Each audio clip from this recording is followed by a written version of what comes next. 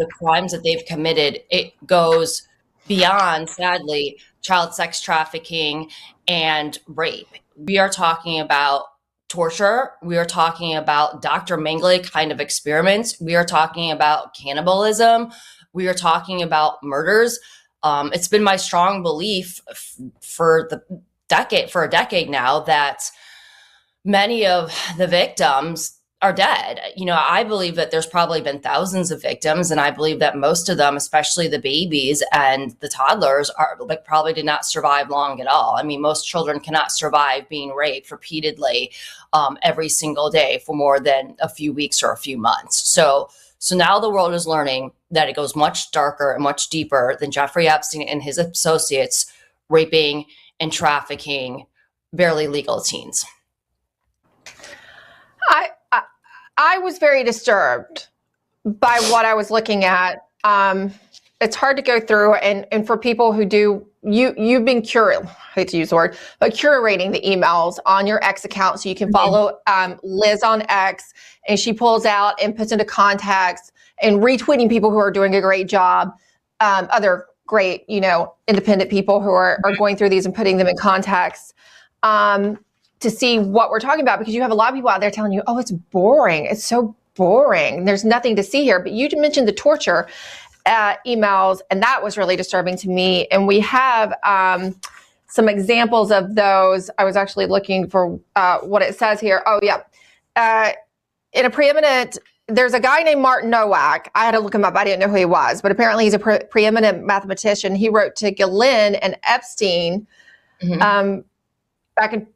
back in, I believe it was 2002, about torturing a female spy while he was visiting them in 2002. Okay, there's that one. And then there is this particularly vile recounting of one of Epstein's underage victims who was basically used according to her account. And I wanted you to tell me if this is true, because it was included in the dump.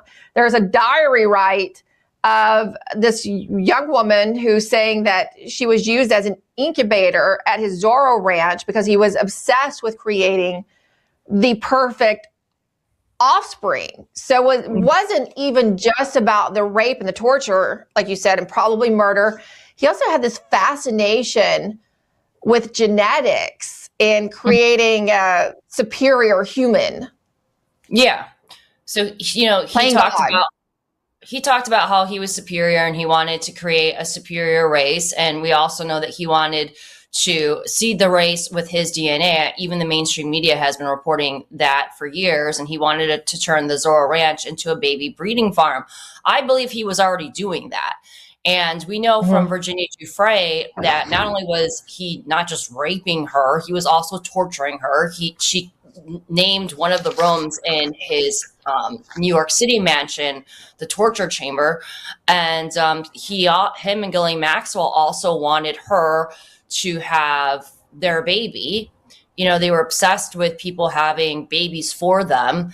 Virginia Giuffre got pregnant at one point, and I believe this is when Ehud Barak allegedly violently raped her, and he violently raped her so badly that she lost a baby. And she woke up in a hospital and they had done some kind of medical procedure on her, and they told her that she had lost the baby. But the way that she wrote it in her book almost implies that maybe she didn't lose the baby. Maybe they just stole it from her. So to get back to the email you were talking about, there have been other survivors that have made allegations that they were pregnant and they had the baby, and then the baby was ripped for them. And so how many girls have had their babies stolen from them from Epstein and or members of his ring? And what happened to those children? Were those children just used for their crazy torture experiments, for their MK Ultra stuff? Were those babies just used to be trafficked? I mean, sky is the limit here, because we do know that he was involved in all different kinds of things. And so, you can kind of let your imagination run wild, but then you really don't need to, because it's all in the emails what he was into. And again, it just goes way beyond the torture and the trafficking. But then you have Todd Blanche and you have Kash Patel telling you that there were no other perpetrators, that it was Jeffrey Epstein himself. And most people don't believe that. And if you look at these emails, obviously they contradict that. And what really bothers me, and obviously it bothers Elon Musk as well, because he was demanding answers in a tweet about the 9-year-old Brazilian girl. And he says this one seemed really important not to redact, is that the names of the people involved in these emails most often are being redacted. When it seems like they're involved based on what they're saying to Jeffrey Epstein, and Jeffrey Epstein saying to them in these emails, they're involved. I would consider them, co-conspirators, right?